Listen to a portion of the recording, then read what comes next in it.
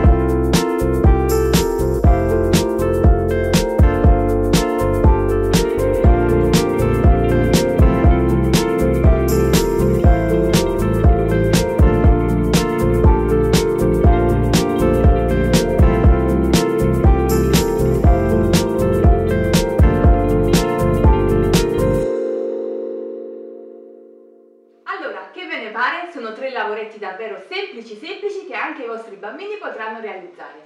Se il video vi è piaciuto ricordate di lasciarmi un bel pollice in su, iscrivetevi al canale con la campanella e mi raccomando vi aspetto su Facebook e su Instagram. Alla prossima!